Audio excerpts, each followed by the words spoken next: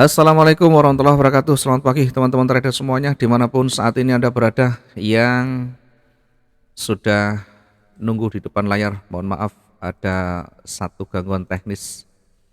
Tadi kita sempat menganalisa namun tidak ada suara yang maksimum sehingga kita lakukan reanalisa atau kita lakukan rekod ulang. Mohon maaf bagi teman-teman yang tadi sudah monitor dan melihat yang kita sudah sampaikan. Mudah-mudahan tidak mengurangi semangat teman-teman semuanya untuk terus memperbaiki kualitas trading kita menjadi lebih baik, menjadi profitable dan konsisten dalam keseharian kita. Baik, kita awali lagi dari yang sudah kita sampaikan.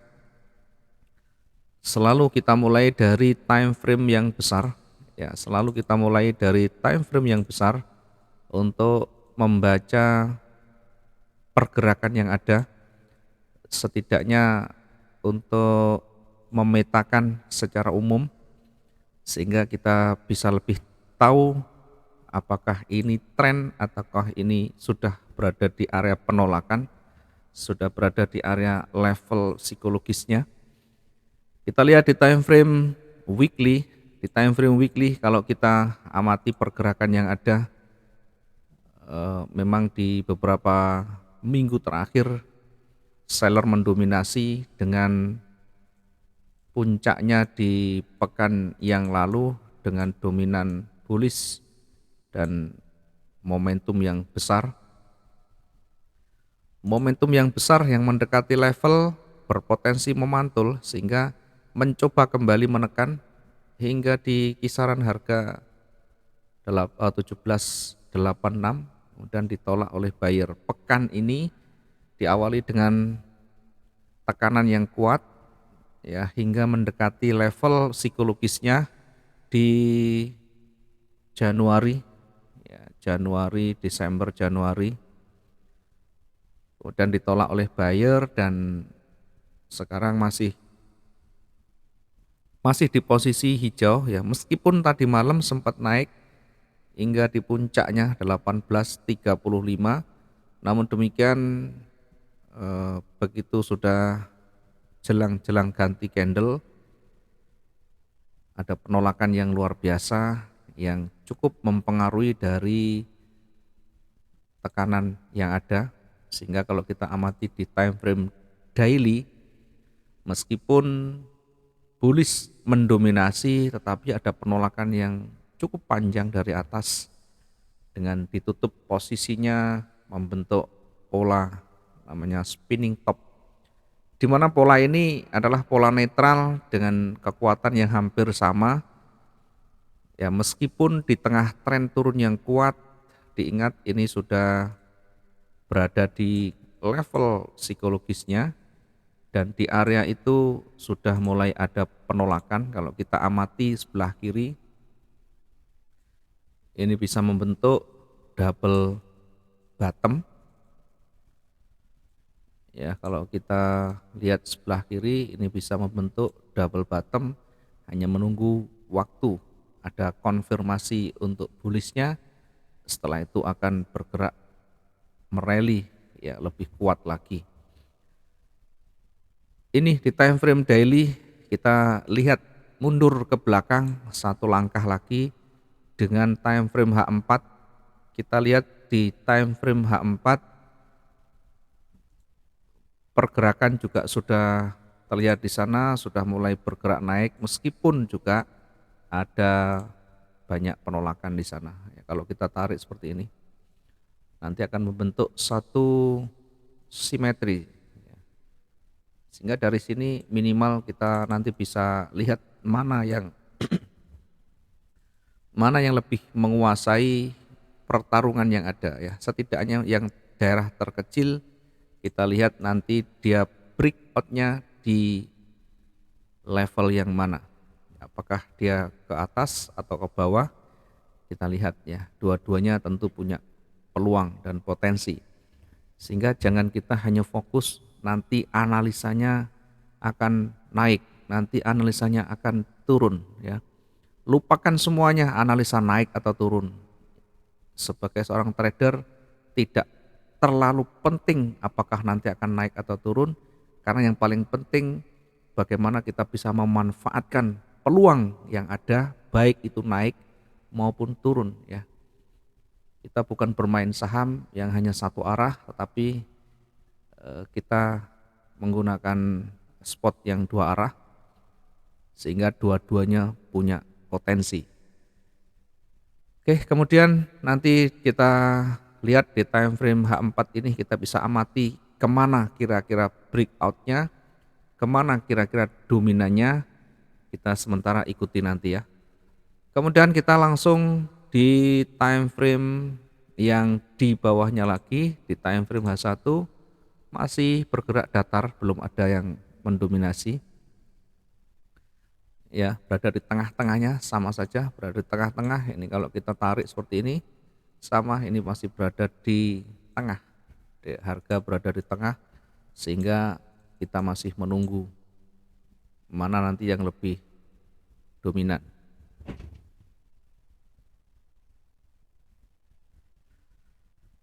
Kemudian selanjutnya coba kita lihat di time frame M15 ya. Di M15 pun di posisi yang sama, masih konsolidasi, masih datar, sehingga menunggu nanti mana yang lebih dominan. Kita kembali ke yang sudah kita tarik garis tadi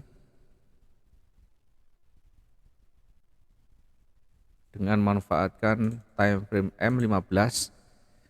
Pertama kita lihat di sebelah atas, di sini ada level yang kita garis warna kuning, ini ada level psikologis, kemudian di atasnya lagi, karena cukup berdekatan maka hati-hati. Saya mengambil di tengahnya, di sini ada 18, sekitar 18, nanti target terdekatnya tentu di sini. Ya, namun demikian hati-hati semuanya karena ada penolakan ini berpeluang nanti memantul. Yang sebenarnya yang paling kuat nanti berada di puncaknya di sana. Karena arah kecenderungan masih akan bergerak naik. Kemudian di bawah kita juga membuat satu garis ya, karena ada banyak level di sini. Di sebelah kiri, kemudian kita turunkan sedikit, sebelah kiri juga ada penolakan, kita menghindari banyaknya penolakan, maka saya taruh di 18, 12, sekian ini. Sell stop kita tempatkan di sini, targetnya nanti bisa mendekati levelnya di sini ya, 400 hingga 500.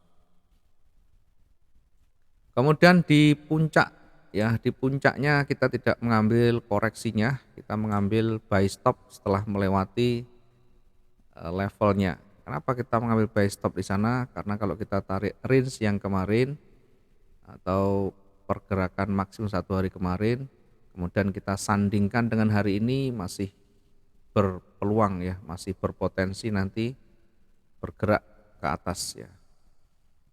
Ya, kita bisa turunkan dengan di bawahnya ya, mungkin kita bisa turunkan limitnya di atas atau kita bisa tambahkan di sini.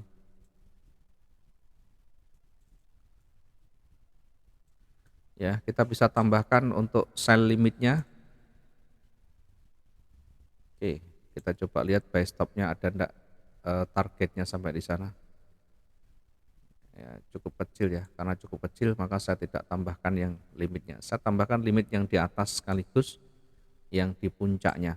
Sementara yang di bawah kita taruh sell stop kita melewati level psikologinya, menghindari banyaknya penolakan, dan kita taruh di 18.08 ya, kita antisipasi lagi dengan sell stop berikutnya. Targetnya nanti mendekati levelnya di 17.98 ya. Kemudian kita gunakan limit di ujungnya karena berpotensi mendekati di sana. Ya, hari Kamis dan Jumat bisa berpotensi yang jauh lebih panjang, jauh lebih besar dari hari-hari sebelumnya, sehingga kita gunakan yang ring lebih tinggi. Limit kita taruh di 1798,70 untuk memanfaatkan eh, potensi reversal di sana.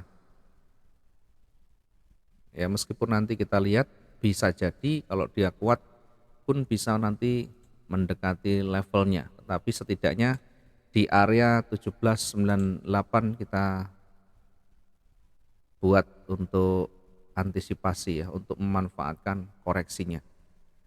Kenapa kita selalu membuat di atas dan di bawah? Ya, karena kita hanya memanfaatkan pergerakan-pergerakan yang ada, bukan meramal nanti akan naik atau akan turun. Kita manfaatkan peluang sekecil apapun, baik itu di atas maupun di bawah, untuk mendapatkan keuntungan yang bisa kita ambil dari peluang yang ada.